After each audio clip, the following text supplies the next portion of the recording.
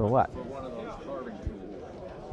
Got a price of $2 on it. Thank you, Bill.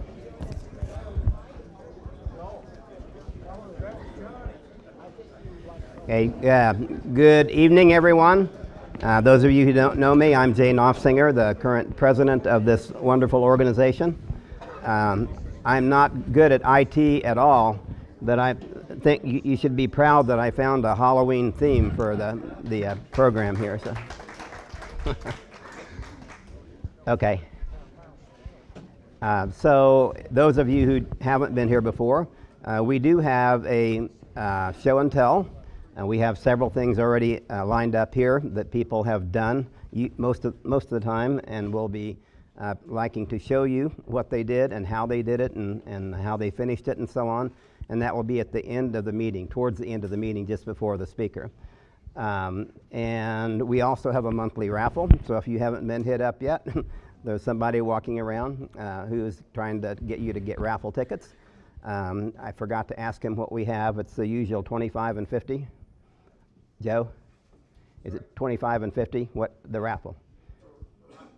For Rockler. So we have a $50 gift certificate and a $25 gift certificate for Rockler. And that will also be just before the speaker towards the end, okay? So the next thing we usually do is to ask people who are new today. I see an old person back there, Mike. Great to see you. So new people tonight, new or visitors? Yes, sir. So wait till you get a microphone. Rick DeRose, and I'm probably an intermediate at furniture and toys. I'm sorry. Furniture and toys. Wonderful. Oh, we got I'm Alan Wiseman. I recently retired, and I thought I'd start a new shop and learn how to do some woodworking.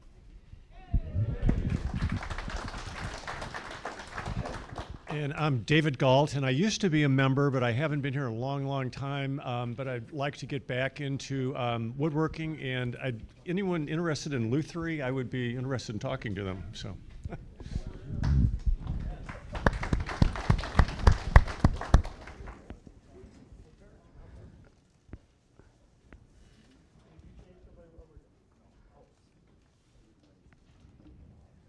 He was giving himself as somebody who'd come to for talking about turning. Any other new members or guests? No, he was just telling the last person he would be somebody who would be willing to get together for being a turner expert. Any other new members? Thank you. So Bill Shucott usually gives a brief presentation here of the upcoming classes and presentations that we have on the agenda. So Bill, did you have another, did we sneak in a different PowerPoint here? You done, not today, okay. Bill? Where's Bill? I'm old and I don't remember. I'm old and I don't remember. I didn't bring a list. I was counting on you, Jay. Check the website. Lots of great classes on the website. Yeah. Yeah, they are. The November safety class has nobody signed up yet. I don't know if anybody here needs to take that safety class. There's some new members here that might want to sign up for that. There are still a few classes available between now and, say, December 10th. And we are in the process of setting up and posting all the available class times for 2024. About half of those are set up, and now I'm still badgering teachers for descriptions of what they're going to teach. So that information is straggling in.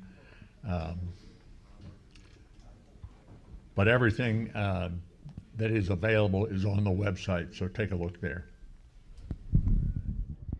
Okay, Bill, and anybody who has any questions as we're going along, put your hand up and he can answer questions. The other thing he's going to at least mention is the fact that we had our first, what's it called again? Commercial operation that he was kind of in charge of, and it's done. So we actually completed this first project, and he can tell you a little bit more. Is this on? Yeah, now it's on. Yeah. The Southwest Garden neighborhood down on the hill had 5 signs that said Southwest Garden neighborhood. And they don't know when they were made, and they don't know who made them, and they wanted them refurbished. We wound up refurbishing 3 and replacing 2 of them were in such bad condition. And the volunteers that contributed to that all went down there and installed all those signs yesterday. And the client has seen them. Now all we need to do is get them to pay. Oh, Vicki says, how big were they? All but one of the signs were 10 feet wide and on a piece of 2x12. And they had routed letters for all that, Southwest Garden neighborhood, et cetera. And what we did on the existing ones that we refurbished, we ran them through the planer because they were pretty rough. And that really did a nice job of smoothing them up. And then the new ones, we had to route all those letters. And in my inimitable wisdom, I thought we were going to do that with a stencil. Well, that didn't work out. So we got Don Turner to make templates, routing templates. And I told him how tall the letters need to be, which was 5 inches. But I didn't tell him how wide the letters had to be. So he made this whole set of templates for us. And instead of fitting on a 10-foot board, I would have needed a 14-foot wide board. So we remade a third or a half of the letters with narrower text, and got all those done. The client actually said that next year they're going to want to build some additional signs, so we're not throwing away those templates. And so hopefully we'll get some additional revenue out of that. Let's see if I can remember who was on the team. Paul Deutsch, Carl Darcy, Tom Clemens, Tom Coleman, and me. I hope I didn't miss anybody. No, I'm not telling what the fee is. Well, I'm not going to publish that anyway, but all the boards got a primer and 2 coats of paint, and then the background lettering got 2 more coats of a darker color. So if you're down on the hill somewhere, come see me if you want to drive by. Actually, I know one of them is right on Kings Highway, right opposite Tower Grove Park. So that one's easy to find. Some of them are on one-way streets and it's hard to get there. That's it. Thank you for mentioning by name all your helpers, because I didn't know all of them. So I think Bill and his crew deserve a great round of applause for what they've done.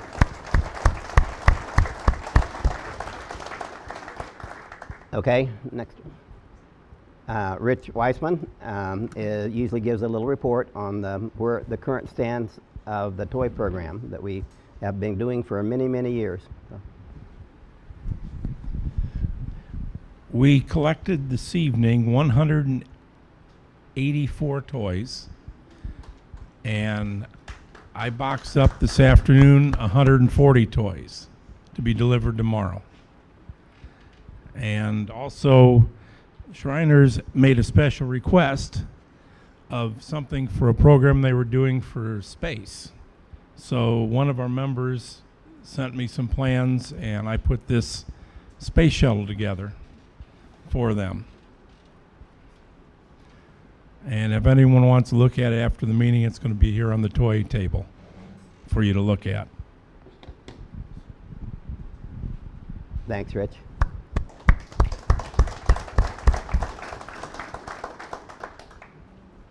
Next. And Wayne Humphrey does a separate toy program, the Christmas toy program. We're going to hit our goal of 1,400 toys. Be wrapping it up tomorrow and the next time that we meet to build toys and get everything distributed right after Thanksgiving. So we've done a bang-up job, well under budget thanks to lots of donated wood. Bought very little in the way of actual wood for toys this year. So I appreciate all the people who hustled and rounded that up. And so that's about it. Like I said, they'll get distributed going to the Peace Pantry, LifeWise, and Toys for Tots. So, And Wayne, why don't you mention while you're there the Christmas Tree Festival, that because there's a deadline coming up. right, Shriners Festival next month at the general meeting will be the last time that we get an opportunity to donate to that. Hal's made a table to set stuff on. Charlie's got a box of stuff he's donated over here. We've got tree ornaments that have been donated, so we could use more stuff at the November general meeting. So bring that in, and we'll have to take it up there the night of the meeting because it starts the following Saturday, I believe, if not Friday night. So. Thank you, Wayne. Any questions for Wayne? Okay. Thank you, Wayne.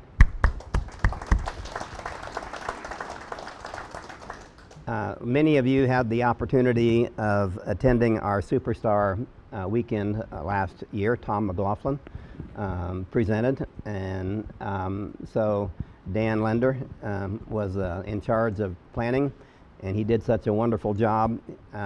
We decided he would do it again this year.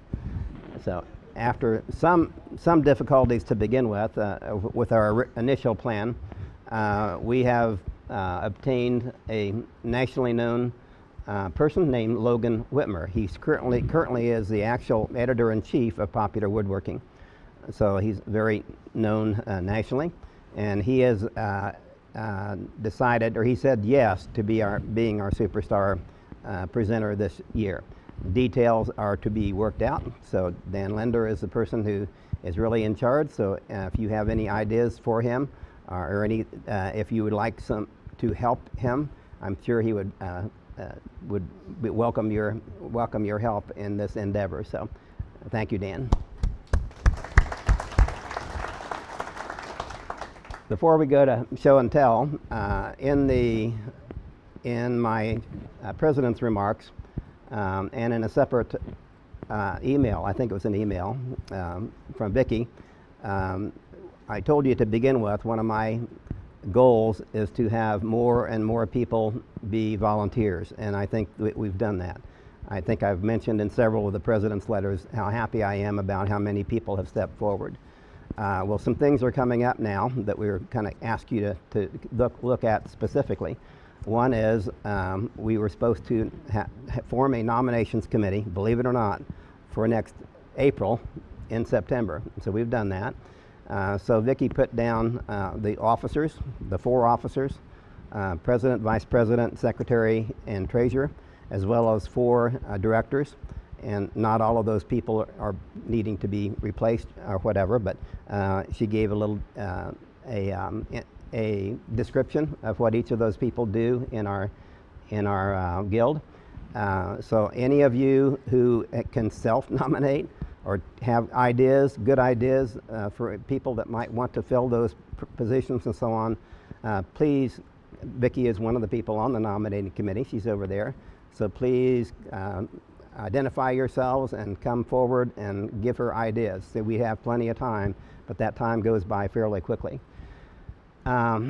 We also talked about somebody coming forward, hopefully, to help Al Carlson.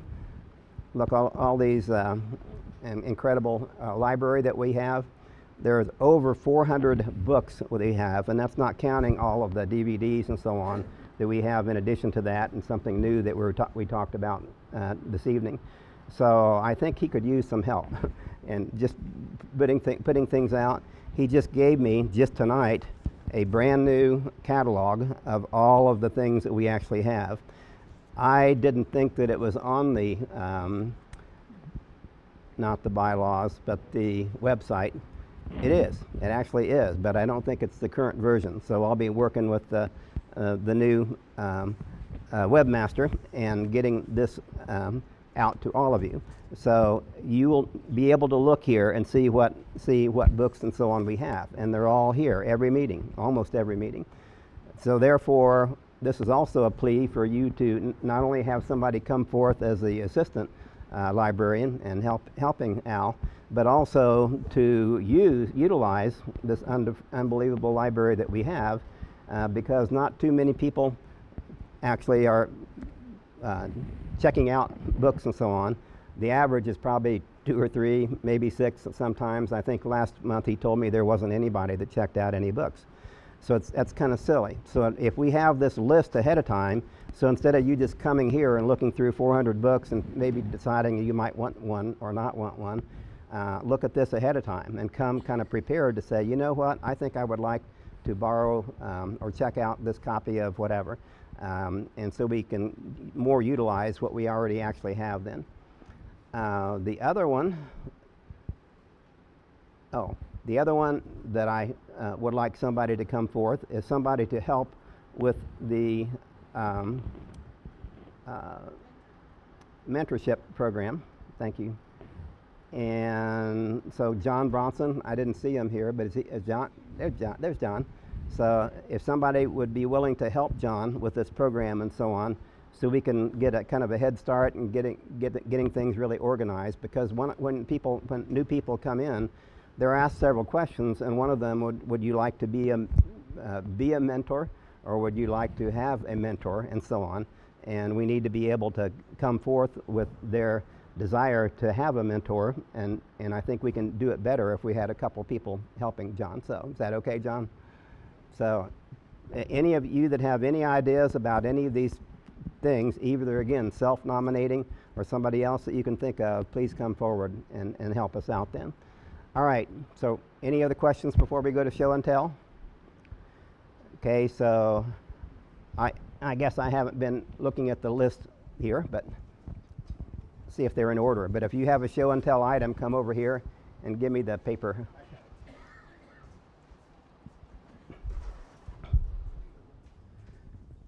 Thank you. So is Dave Christoph first? Okay.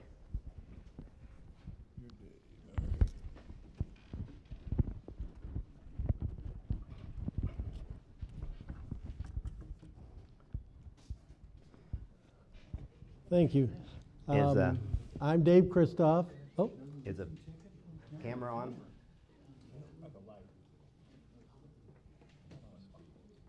tell me when you're ready. There you go. Action, okay.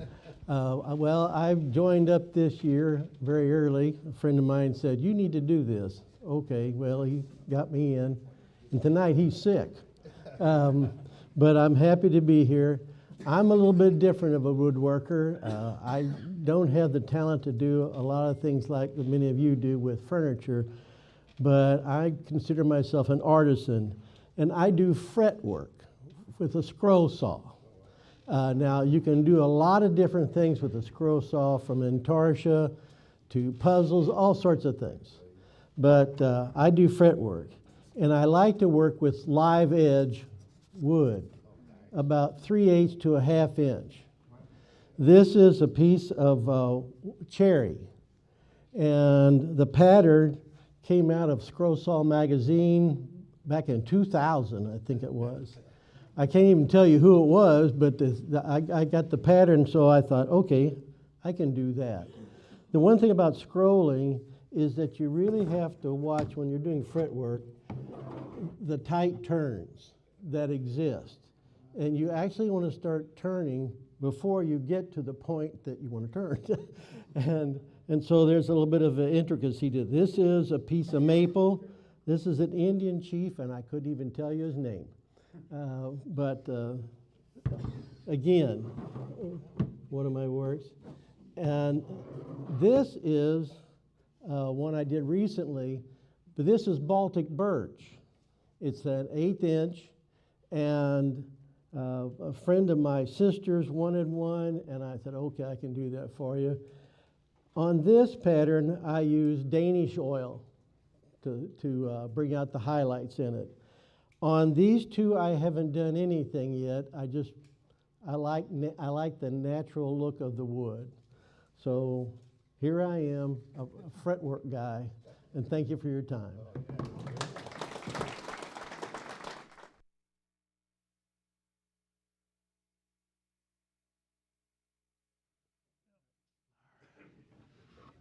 All right. So yeah, my name is Eric Smith, and I took Brad Bernhard's jewelry box class recently, and this was the finished product. So it took us about 3 full days to do this. It would have probably took us twice as long if Brad didn't already have some of these pieces ready for us. But yeah, it's very, very nice. This is going to my wife, so she's very happy with it, so I'm happy. So, but yeah, if you want to come take a look at it, and hopefully he offers that class again, and people will get to experience this and learn a few new techniques. So, Have a music movement? do what? Does this one have a music movement in it? Oh no. Next one. Yeah, maybe the next one. Yeah. Alan Brown.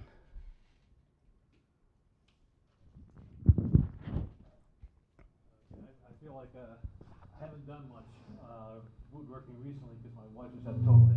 But a couple things I've done. I use my CNC router to make a pick box for my granddaughter. She plays guitar, okay? So I made it out of acacia wood, old wood flooring that I got from, I don't know if you guys have heard of refab. Okay, so I went to refab, got some old flooring, and programmed that out, and fits together nice. And then I use my laser to burn her name and a little guitar thing on it, on the front, okay? Then I saw something on the internet, okay? That's scary, right? And it was a fishing stick, okay? And the fishing stick, basically, you put the line around here, you have a hole in the bottom of the top, and you put the lures and stuff in there, and you put corks in, okay? So this was my first attempt. And I don't know if you can hear it, but it's cracked like heck, okay? My problem was I didn't have a long enough drill press, okay? Enough depth, with a drill press, okay? So it got caught in the drill press and went whack, whack, whack, whack, and cracked all up. So this is my second attempt, okay? And my second attempt, I thought, I'm going to be smarter this time, okay? So what I did was I drilled a hole in 2 pieces of wood and then cut in the middle, okay? And then turned it the inside out, so the holes are in the middle now, okay?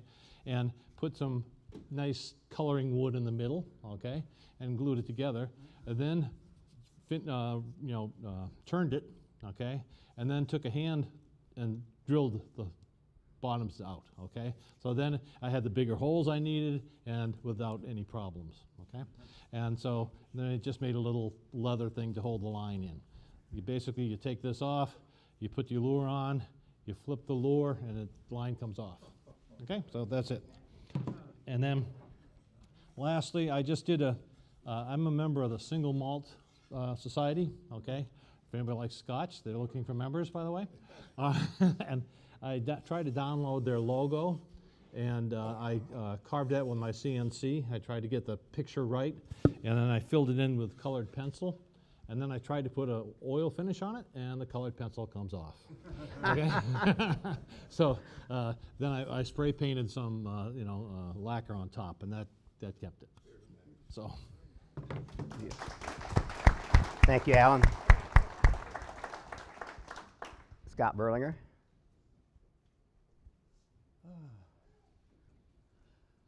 I built a table for HSH, Home Sweet Home. Did one of the wonderful oak, Freuder's oak that we get. is my first project for Home Sweet Home. It's the second project that I've done in oak. The first project I did 45 years ago, and I had to replace my saw blade and my router bit. And this was before carbide, so I swore I would never do oak again. And 45 years later, I finally did it, all carbide, and I still took both blades up to W.D. Quinn last week and had them sharpen them for me. Also, the first time in probably 25 years that I've tapered legs, and I had an old jig that I built 25 years ago that's been hanging on the wall in my shop, gathering dust, and I thought, yeah, I ought to throw that damn thing away. And sure enough, it actually worked pretty well. So I kind of enjoyed that. And I got to tell you, the other thing I haven't done in quite a while is mill my wood. I've always usually buy surface two sides or whatever. This stuff, I thought, my God, what am I going to do with this? I took it up to the shop, ran it through the jointer and the planer up there. And if you guys haven't used that equipment up there, that's two of the most amazing pieces of equipment I've ever had the pleasure to use in my entire life. Those things were just amazing. And the only other thing, I wasn't real sure what to do with all the color, because I don't remember white oak having this many color variations. And I kind of putzed around with various and sundry laying things out and finally came up with this kind of 45-degree angle thing. And if anybody wants to sketch an overly complicated SketchUp model, I do have a very, very, very detailed SketchUp model of this table. So first one I've done in oak in a long time. I'll probably do another one, Tom. Okay?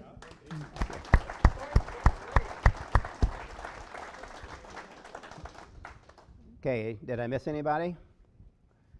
Okay, if not, we'll move on to our raffle. So, Joe?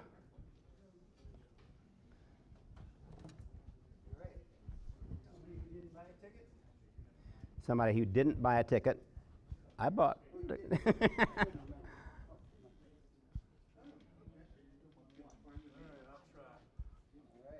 Number 054164. Yeah.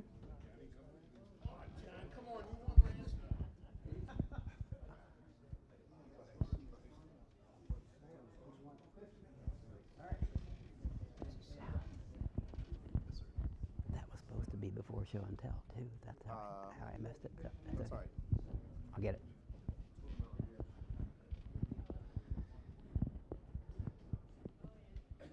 Last three digits.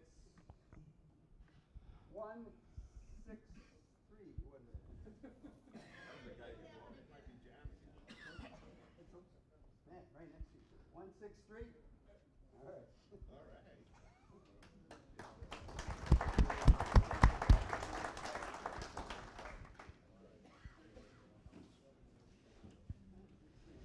right. As we advance with our sponsorship program, we're hoping to have a lot more giveaways at our raffle that will bring in more money than hopefully. So somehow it got out of order, but we have a special presentation tonight that Hal is going to help us with, though. Hi, Rich, watching me come up Yeah. with? Yeah, I'd be glad to send you the You got a copy of SketchUp? I'm Hal Donovan. Most of you know me from doing the videos and stuff like that. But something came up, and I know you, Jay already alluded to it, that I'm on the toy committee, and most of the time, all I do is deliver toys to Cardinal Glennon Children's Hospital, Shriners, and St. Louis Children's Hospital. Well, Shriners had a request. Normally, people just, tell us they need wooden toys, and we bring them down. So they said they're doing an event where they needed some space-themed toys. And so I told the chairman of the committee here, and he put the word out, and nobody responded. So he took the duty upon himself to build these toys, and I know he had some setbacks along the way, and we were getting really close to the date when they needed them, and I was pulling my hair out and trying not to annoy him and everything. So, but anyway, he came through in a pinch, is what I'm saying, and he really did a great job, and they were thankful, and they came up, and when I delivered them, they gave me this card, and it's not for me because I'm just the delivery boy, but it was signed by, I think, 20 of the people who work with children down at Shriners Hospital, and they were saying thank you to you. So, congratulations.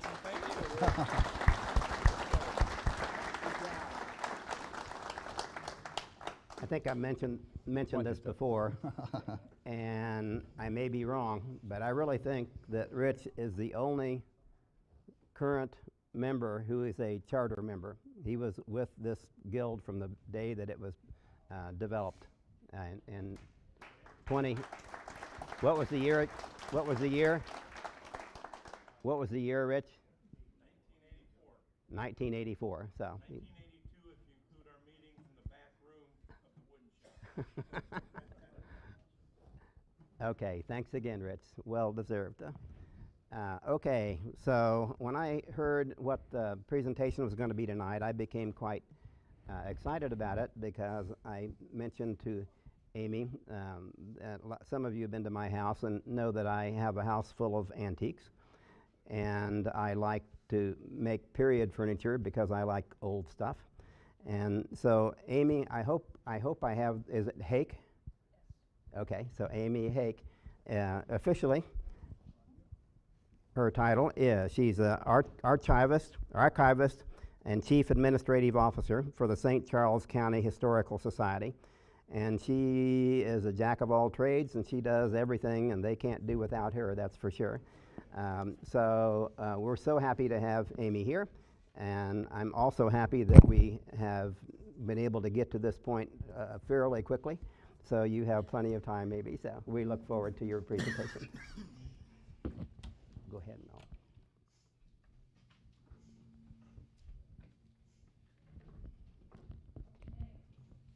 Get her up. See, I've got a little bit different title. You're going to see some homes, but really it's St. Charles history and woodworking.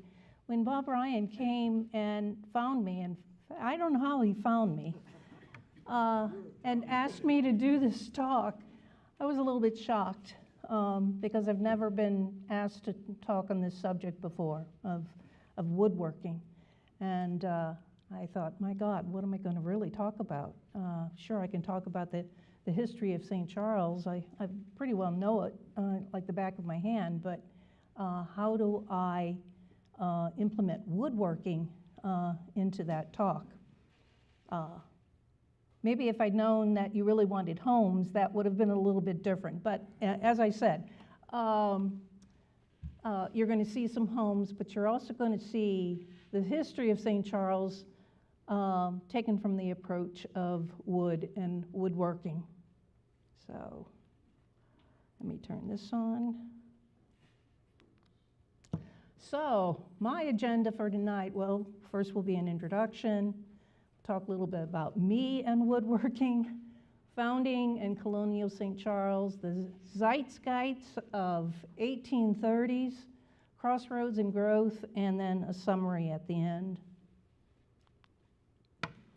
All right, so I was born and raised in St. Charles County. How many of you have connections to St. Charles County in here? Okay, a fair number, good. But I've lived in New York City, in Plano, Texas, in Gray Summit, Missouri, St. Louis. Actually, I lived in the Southwest Garden District because it's very close to the garden, and I worked there. And now I live in unincorporated St. Charles. My professional life, well, I worked with young audiences in New York. They have a chapter here in St. Louis. I worked with the Hurd Natural Science Museum in Plano, well, McKinney, Texas, actually, where I was doing children's programs, but I was also doing raptor rehabilitation and programs with birds of prey. Then I moved back to St. Louis area, and I worked for the St. Louis Science Center, and then over to the Missouri Botanical Garden, where I was there for over 16 years. And my main responsibilities there were once again city and county programs in the education department. But when they found out that I was one of the few people that had a good knowledge of the history of this region, they put me in charge of the Doris I. Schnook Children's Garden because it has such a feature situated in the science and environmental history of this area. And then they also put me in charge of Tower Grove House, Henry Shaw's country house, and we did a reinterpretation and rehabilitation of the building. And then the last project they gave me was the George Washington Carver Garden. So I got around, but I left them because I wanted to go back to school. And then, as you see at the bottom there, I got a master's in history and certification in museum studies. I already had a biology degree, an undergraduate degree, with that and communication arts theater. So after I got my master's, I started working at the St. Charles County Heritage Museum, helped them start the museum. I really recommend you visit the museum because right now there's a great exhibit on the American Revolutionary War in the West right now. And later on this month, there is the American Revolutionary War in the West History Conference too that's going on. So after I started working with them, then the Historical Society came and asked me if I'd be interested in being their archivist. And so currently, I really work between the two jobs since being an archivist is only part-time and working with the County Parks and Recs Department is part-time too, so put the two together, and I do work full-time. So me and woodworking, well, there are plenty of family stories to tell, and then my experiences, my own personal experiences. The family stories are much more interesting, though. My father, the Haakes were from the city. They were city people. And Dad knew how to pick up a saw and do some projects. Look there, he's wearing a raw lumber apron. And look at those women looking at him. It must be the apron that he's got on, you know. That was at a barbecue, I believe. And he would make great Christmas displays, cut out designs in Christmas displays and then light them. At least so I'm told. By the time I came around, I'm the baby of the family. He wasn't doing that sort of thing anymore. But the story to tell about him and the reason why I have the table saw picture there is because and I wasn't around for this too, but the story is told that he came up from the basement and he had a bloody hand and he went to the sink to wash his hand. And all of a sudden he says, "Oh my goodness, I cut my finger off." So my brothers immediately went downstairs, I'm told, to find the finger. But actually he only cut half of the finger off, right at the knuckle of the finger. So that's a very important story that was told in the family. My mother, well, thank God she didn't have any accidents with table saws. But she was the farm girl. She was raised on a farm. And there's two of her prize turkeys that she raised, but she also raised chickens. And she once built a chicken feeder, like the one that's pictured here. Now, there's not much wood on there, but I would imagine the feeder part, the metal part, was what she had, and she was building kind of like the picnic table to hold it. And she told us that she got it all set up, put the mash in the feeder, had the chickens come out of the chicken house, and they immediately jumped up and it immediately fell apart. And so I had in my head then imagine all these chickens flying off of the chicken feeder. So again, you know, She was later on, though, very good with a scroll saw, and she did a lot of crafts work with a scroll saw. My grandfather was the real carpenter. That's him and my grandmother pictured, their wedding picture. And then another picture of them sitting in the backyard of their house, well, that's actually their neighbor's house you see there, but they're sitting in the backyard of their house that they built on 4th Street. No, yes, 4th Street in St. Charles, pretty much the kind of the Frenchtown area of St. Charles. Now, my grandfather grew up on a farm too, and he was one of many sons who had their chance to run the family farm. He didn't do so well at it, so of course the farm wasn't going to go to him when my great-grandfather died. So he had to find other work, and that's when he actually moved into St. Charles. And he worked for the St. Charles Car Company as a carpenter, working on the wood features of the train cars that were built at the time. Their house was so close to the old bridge that they could see the glow in the sky the night that the 115 bridge burned. This was in like 1916, I believe. That's him in his elder days. I was only a year old when he died, so I really didn't get to know him. Yeah. So let's get into the founding of St. Charles. The St. Charles has had lots of different names. Le Petit Côte is the name that we've given to the festival that we have yearly, the Little Hills. It's its French name. Los Pequeños Cuestos is the Spanish version of that. Or San Carlos del Missouri. And then, of course, the Anglicized name was St. Charles. But we all think of Louis Blanchette as the founder of St. Charles. He founded it in 1769. Now, there's a good reason why I have his head chopped off there at the very top. This is what the full statue looks like.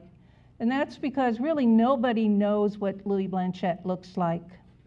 And it's only recently that cousins of his, pictures of cousins of his were found. These pictures date to the 1830s. And we believe that maybe we can surmise that Blanchette looked like one or features of either of these gentlemen. Now, there are lots of stories about Blanchette. There's the man and the myth, and the legend doesn't always match the history.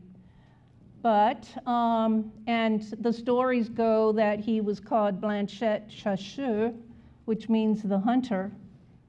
And here's a picture of him supposedly meeting with an Indian man who actually turned out to be a Frenchman by the name of Bernard Guillet.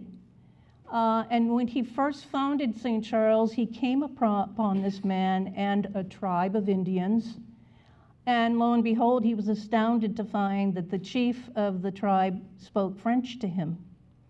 So he wondered how in the world this could be. And Bernard told him that he was an expatriate of France. He actually was running away from France, and he came to the New World. He met up with this tribe, and he married the chief's daughter, and of course then became the chief of the tribe after her father died, right? So Blanchette asks him, well, you live here, what do you call this area?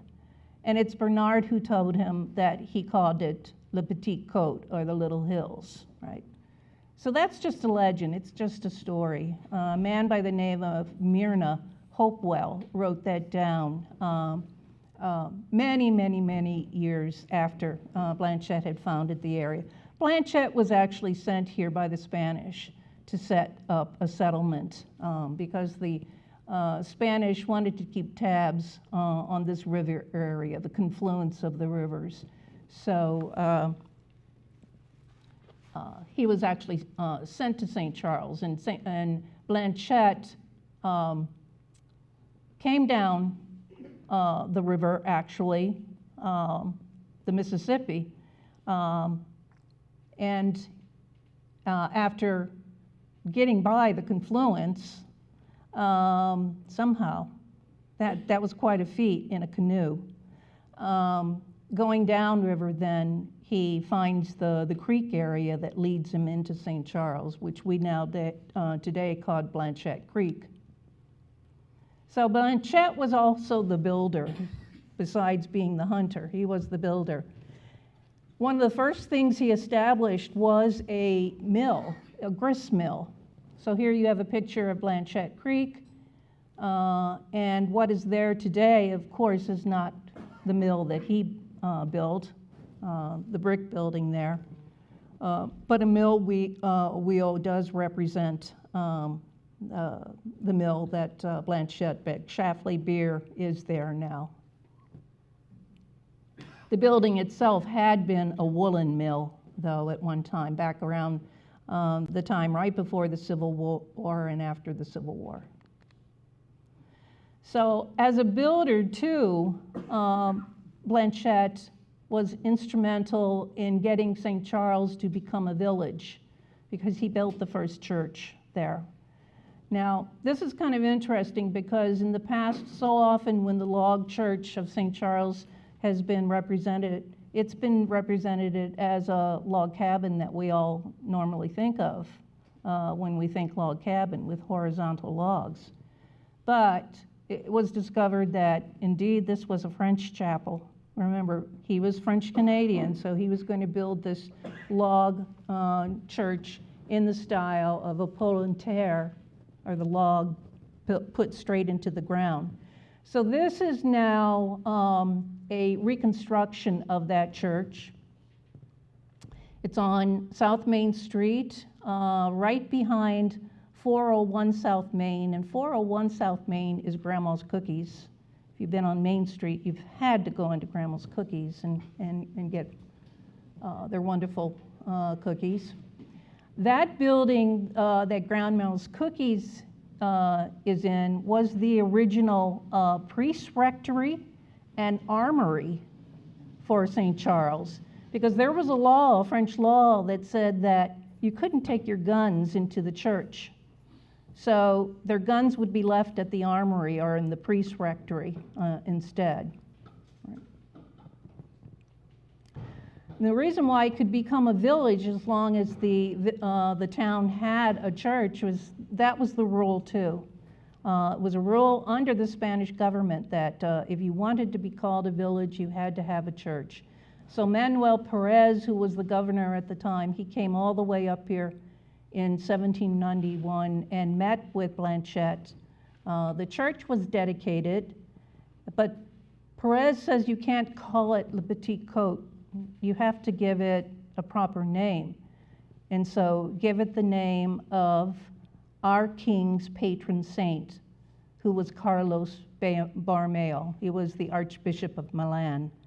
So that is actually how St. Charles really got its true name of St. Charles, named for Carlos Borromeo. Another famous person is Daniel Boone.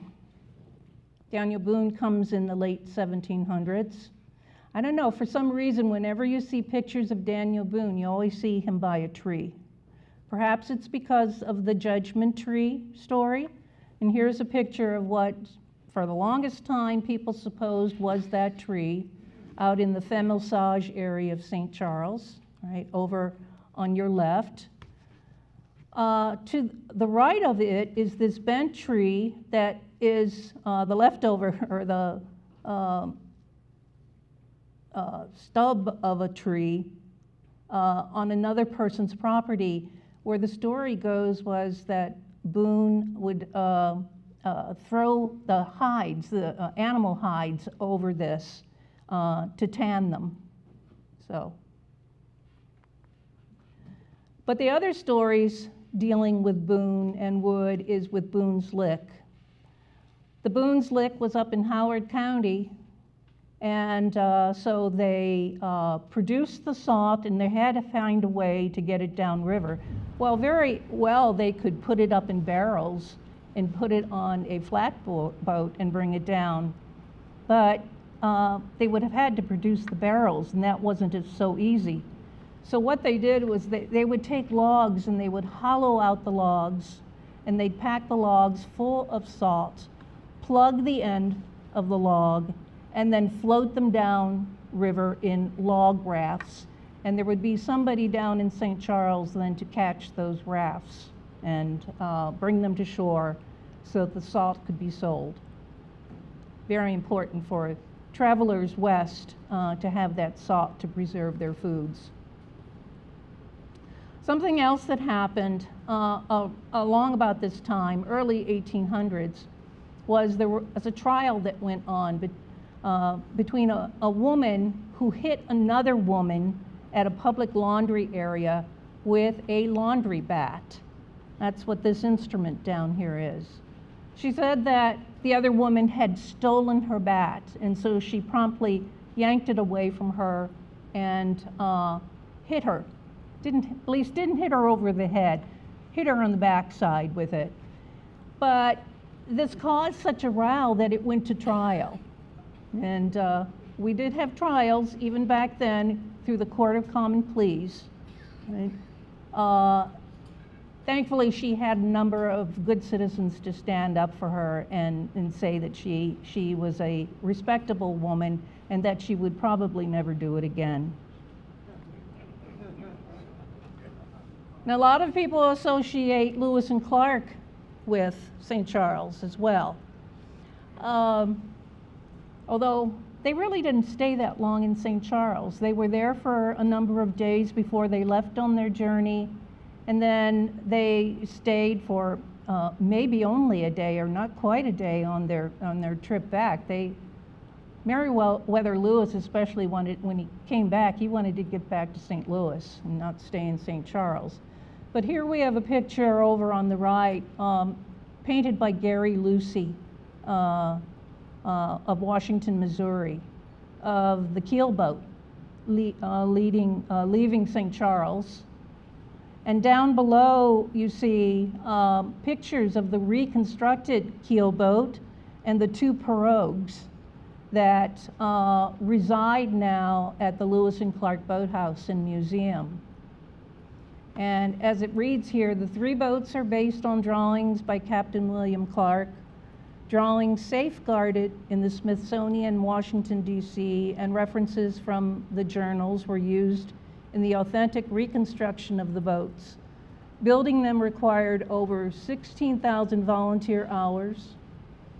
Captain Glenn Bishop initially spearheaded this immense project and constructing the full-scale replica boats. His vision continues to be realized today with reenactments featuring our magnificently handcrafted and highly unique fleet. The boats are used sometimes in television shows and movies. Lewis and Clark did write in their journals about St. Charles and the people in the buildings that they saw. And this is just a little blow-up of the Lucy picture showing some of the background of the buildings. And as you can see, most of the buildings are built in the French style. You'd see buildings similar to this were you to go down to St. Genevieve. First brick well, I know this is about woodworking, but I have to mention the brick in St. Charles. This is a picture of the first brick home in St. Charles. This is 600 South Main, and it was owned by Timothy Kibbe, and this was built in the early 1800s. I also have to mention Anna Maria van Poel, who was an artist, a watercolor artist, who came here around that same time. She was visiting relations, and she drew painted some pictures of the surroundings of St. Charles, all water related, of course. These paintings now reside at the Missouri History Museum.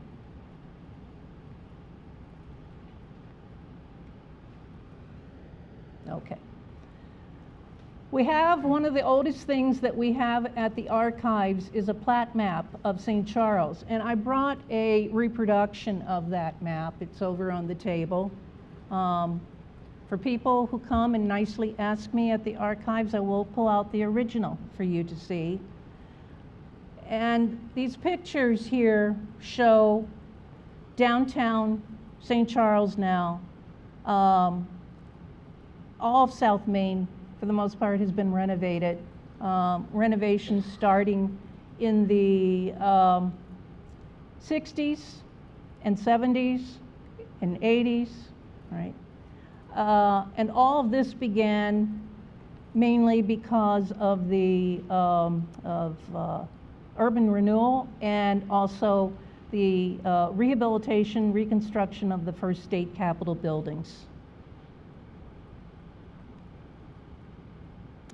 which is what the first state capitol looks like today. Here's what it looked like in 1943. And here's a picture of what it looked like in the 60s, 1960s. Missouri's first state capital, St. Charles, was 1821 through part of 1826. That's when 1821 is when Missouri became a state. St. Charles was chosen, even though there were lots of other places that wanted to be the first state capital. St. Louis wanted it. A number of other cities in other counties wanted it as well. It was stipulated that the capital needed to be on a river because its representatives, its congressmen, and its senators would have to probably come, or many of them by waterway, to reach the capital. But the main reason why St. Charles was chosen is that the Peck brothers that owned the original buildings, which was a store, a mercantile, they gave the upstairs of their store over to the state free of charge for the senators and congressmen to meet there, right? So that did the deal. That sealed the deal for that. And St. Charles was then, during those years, flooded with many more people coming in. And of course, these representatives all over Missouri needed a place to stay. They found housing in the buildings call them hotels, but for the most part they were taverns with living arrangements as well. Did the economy go up? Yes, the economy went up to a certain degree, but after the capital left and went to Jeff City, many of the storekeepers and the innkeepers and the tavern keepers were left with a lot of the bills of the representatives that didn't pay their tabs. So they had quite the problem, and there were many suits. We hold a lot of circuit court files at the archives that talk about the suits that went on for these economic people, these mercantile people and tavern keepers, to get their money back. And they got it back eventually, and they got it back from the state, not from the individual representatives. Then, starting in the late 1820s through the 1830s, was a German immigration movement, right? Gottfried Duden came here in the late 20s, and he wrote a book, as it says, Report on a Journey to the Western States of North America. Just think of that. We were considered the Western states at that time, and a stay of several years along the Missouri during the years 1824, 25, 26, and 27. Well, when this book was published back in Germany, it so attracted so many people that the influx of German immigrants coming into this country was astounding. And many of them came to St. Charles because of the descriptions that he gave of the area, especially the Femosage area and Augusta areas of the county. So it's a good book to read, but another good book to read about the arts and architecture of the German settlements of Missouri is the book that you see over on the right by Charles Van Ravensway, and I did bring a copy of it tonight for you to look through. It's full of pictures of, well, let's talk about the builders, log construction, frame construction, stone construction, brick construction, barns, designers and builders. Let's not forget about the breweries too, and all the brewery equipment that they left behind, beer and wine, and then the craftspeople that are mentioned in this book as well.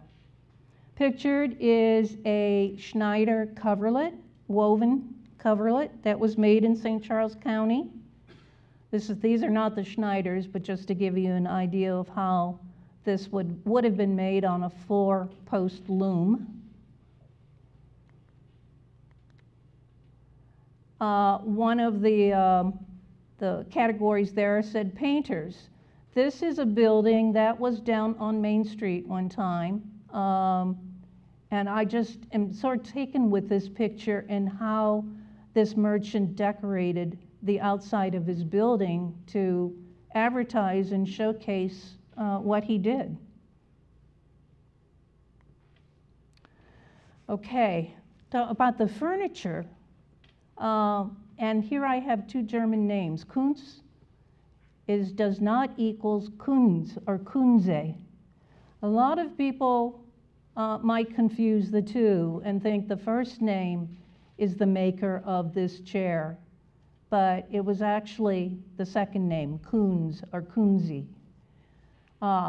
After emancipation, a German farmer named Kunze gave a black youth, William, a home, a name, and a trade, teaching him to make slat-back chairs in the peasant style of Schleswig-Holstein. All right. And so these chairs are highly sought after. The Missouri History Museum has a number of them.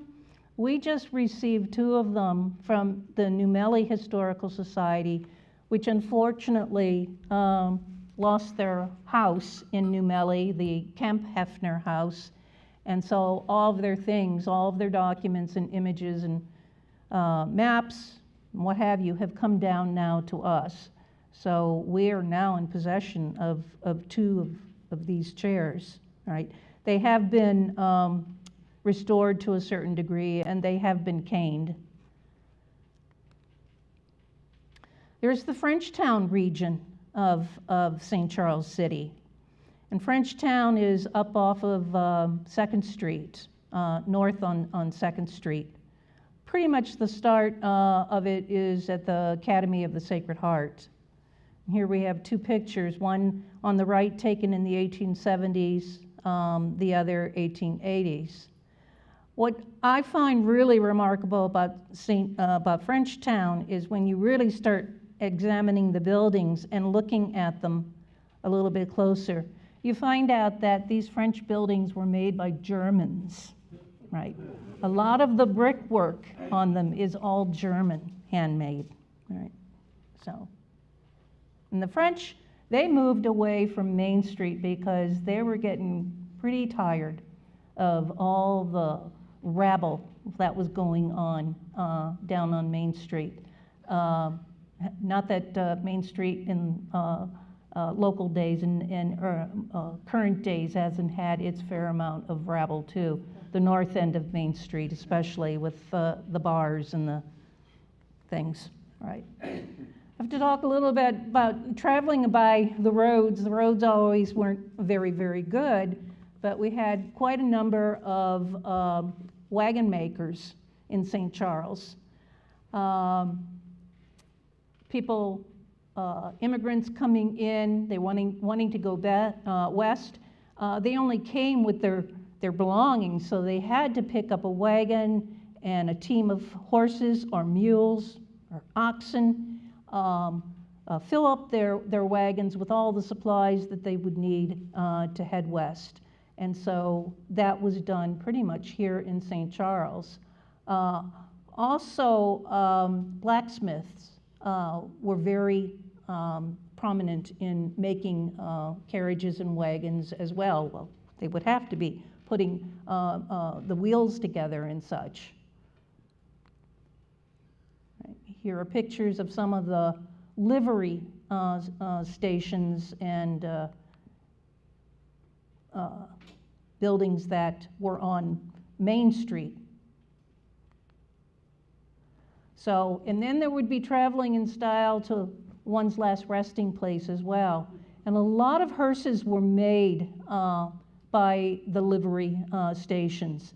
This one was made by Feuerstein Livery in St. Charles. This hearse would have been for a child.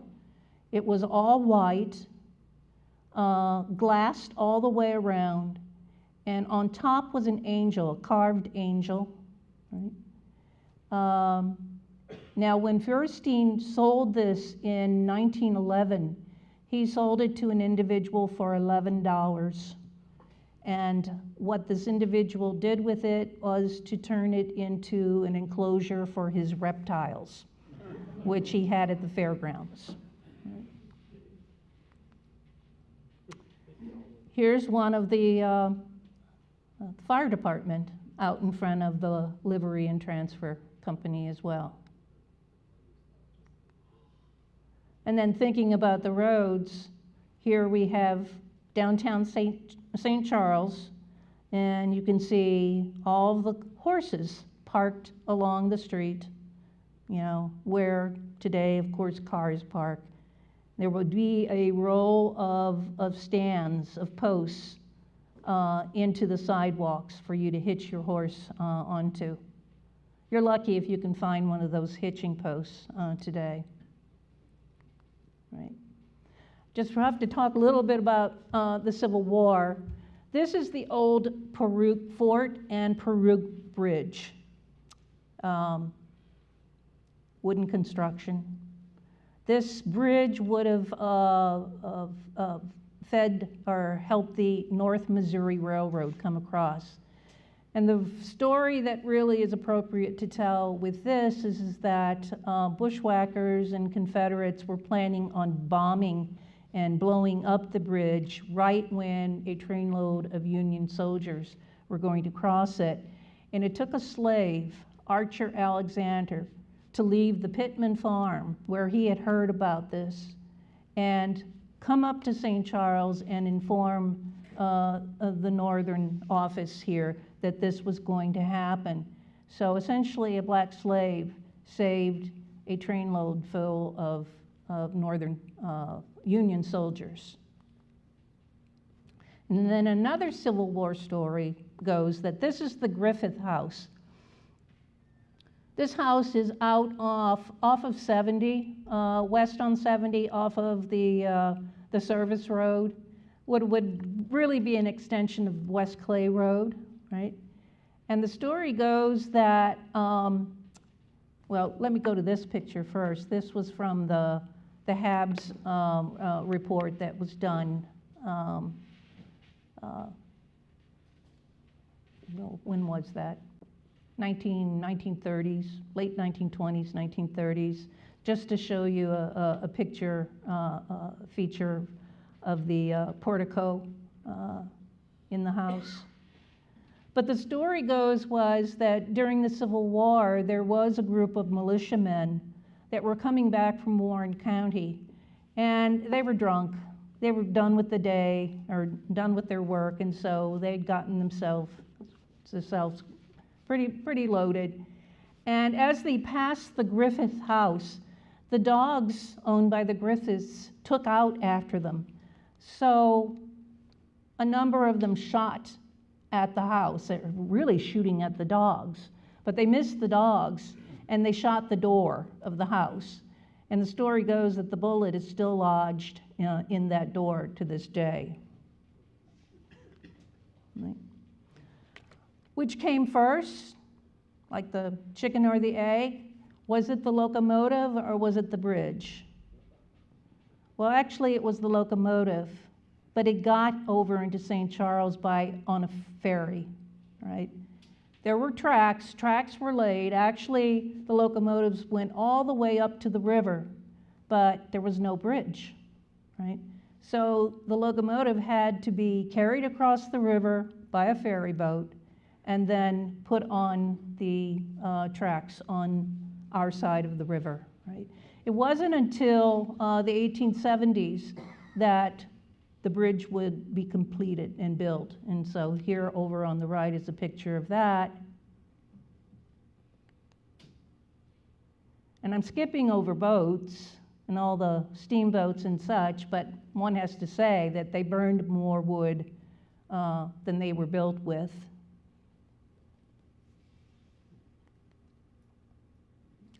And wouldn't you know, before there was a bridge, there was a pontoon bridge. So here you have pictures of a wooden pontoon bridge, all wood save for the pontoons underneath that it floated on, that connected St. Charles and St. Louis County, basically, over in the Bridgeton area. People would walk across it, or carriages would go across it. People would have their pictures taken on it. But it didn't last. Maybe it lasted all of 8 or 9 months, because when the river filled with ice and floated down the river, the ice floated down the river, it broke up the bridge. So why would I be talking about bridges? Well, I have to talk about bridges because of the amount of wood that was used in their construction. Holding them up, over on the right-hand side, you see all the wooden pilings that are really holding up the trestles. Down below, this is the entrance of the, really the 115 bridge onto the Adams Street area in St. Charles. And once again, I'll put a picture of the fire that happened in 1916, and they say, of course, this was the bridge that also had a trolley car going across it. And they say, though, that the fire started because of the pigeon droppings that dropped onto the tracks, and then the friction of the trolley setting them aflame, burning the wooden bridge. St. Charles Car Company. If you're talking about trains, you have to talk about the car company. After the North Missouri Railroad, which would become the Wabash Railroad, got fed up and got tired of St. Charles. And the reason why they got tired of St. Charles, because the city council put their foot down and said, no, you're not building a train bridge that goes through the middle of downtown St. Charles. They really wanted the train bridge to go the route that the 115 bridge took and go right into Adams. But the city council wouldn't have it. So it was almost overnight. The North Missouri packed up and left St. Charles. Well, that left a lot of people out of jobs.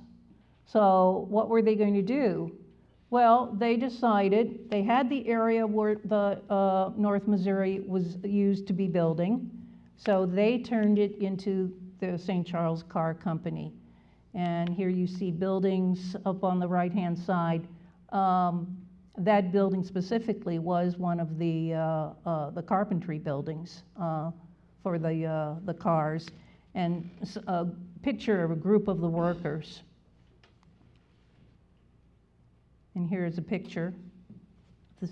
The same picture again that I put with my grandfather, the St. Charles Car Company, giving a list of all the various types of cars that they would be building.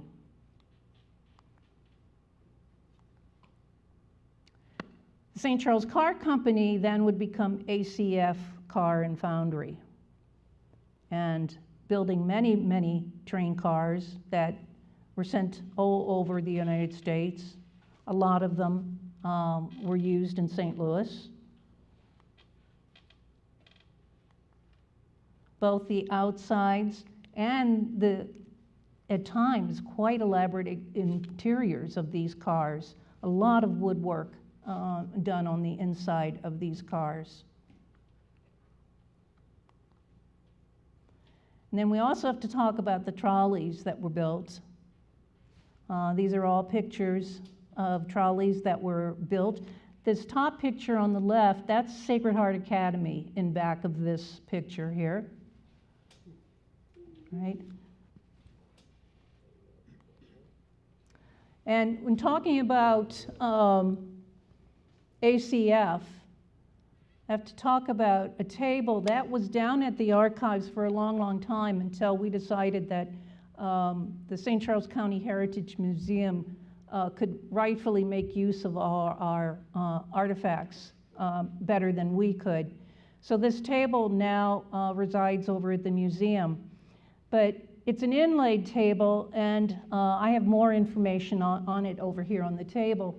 It is made with 180 pieces of wood, woods from all over the world. And these woods all came basically from leftover pieces from making the interiors of train cars. Right?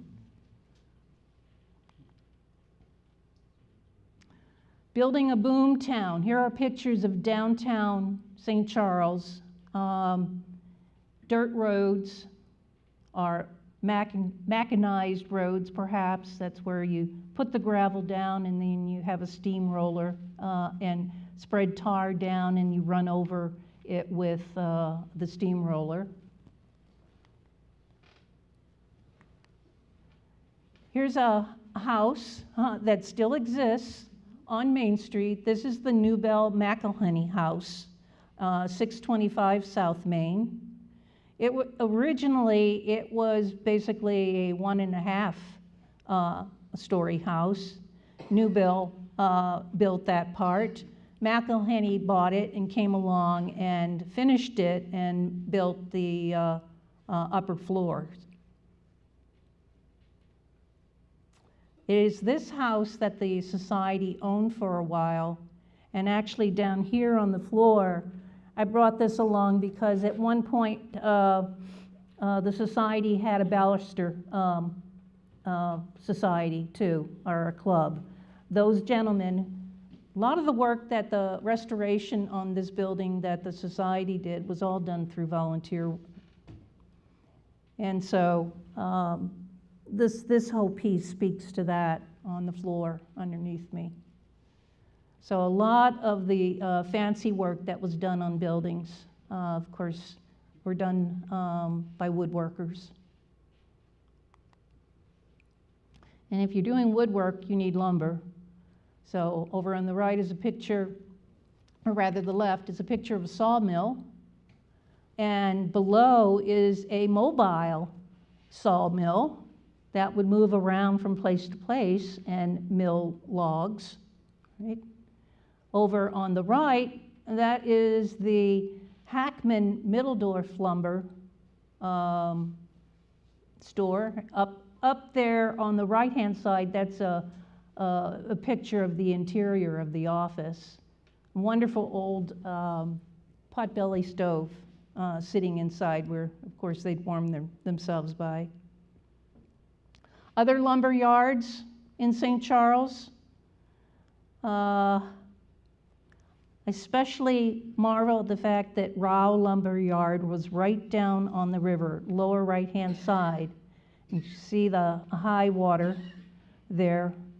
I wonder how much lumber they lost. Right? Where there's lumber, there's furniture. St. Charles at one time had multiple furniture factories. It was a furniture factory center at one point. On the right-hand side, upper right-hand side, is a picture of a furniture factory. And of course, where there's furniture, there's antiques. And St. Charles has its fair number of antique stores as well.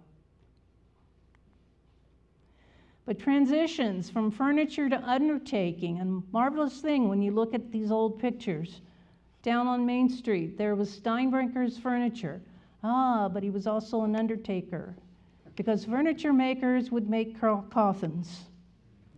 Yes, and eventually furniture makers and lumbermen would go into the mortuary business together. right? That's why you would eventually have Hackman Bowie for funeral home, which then just became Bowie, right? So. This is what Steinbrenner's looks like sort of today. It's in pretty much disrepair, but it has been bought and it's going to be renovated and it's going to be turned into a catering service. So here we go from furniture store to undertaker to caterer. Yeah. So as a summary, woodworking is often intertwined with the history of a town due to its foundational role in construction, economic contributions, cultural significance, and ongoing impact on architecture and craftsmanship. Understanding a town's woodworking history can provide insights into its economic development, cultural heritage, and community identity. So, if you want me to come back and talk about just the houses and buildings, you know, I'll be more than happy to do that. I probably wouldn't have to struggle so much. I want to tell you a little bit about the Society and the Archives. Our mission is to foster an understanding and appreciation of all aspects of St. Charles County history and genealogy. And if you would, check out our website. It's very interactive. Of course, if you're a member, you can do even more. I have brought membership information. All right. So thank you. All right, now.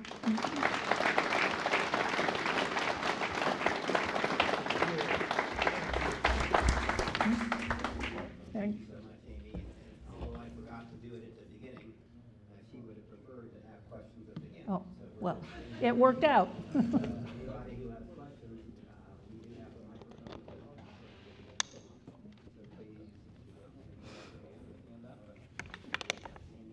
Well, also, before, I want to mention, I brought along some copies of this book, which are free for the taking.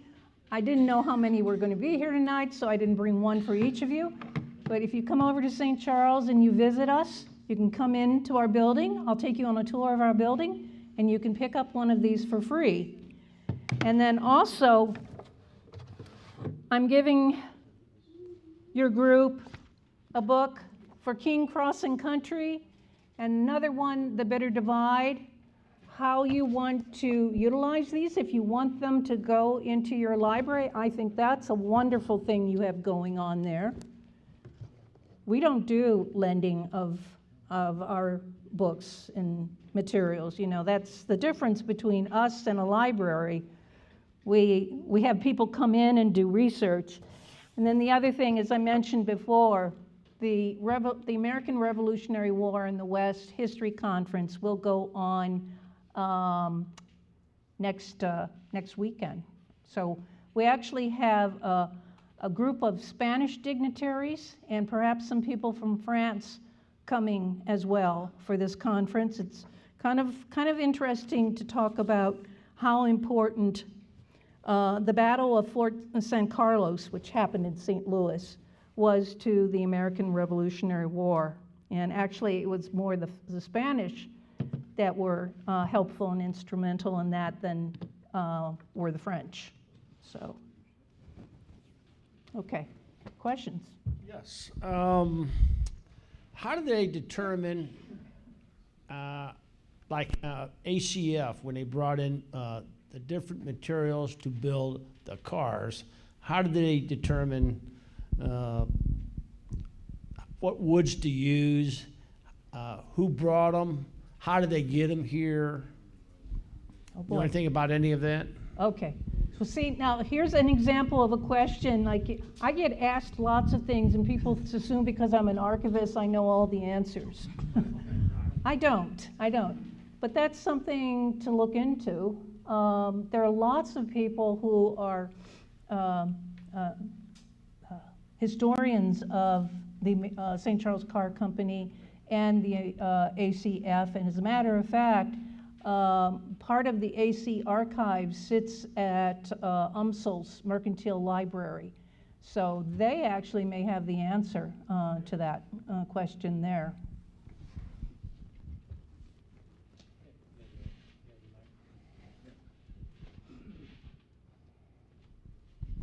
I was just curious what happened to ACF Car Company, and Well- what is in that building today?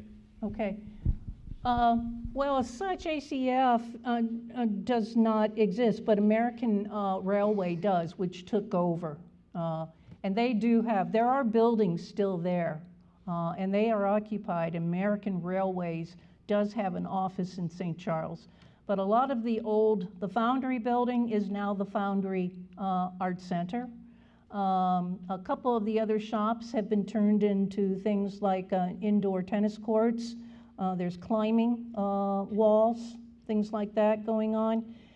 And who knows, the archives might eventually wind up in one of those buildings too. We are in a historical building, 101 South Main. It's the old City Hall Market, City Hall, yes, and before that it was the City Market and Fish House. Then it became City Hall. Isn't that appropriate? You think of politicians and fish, you know. So.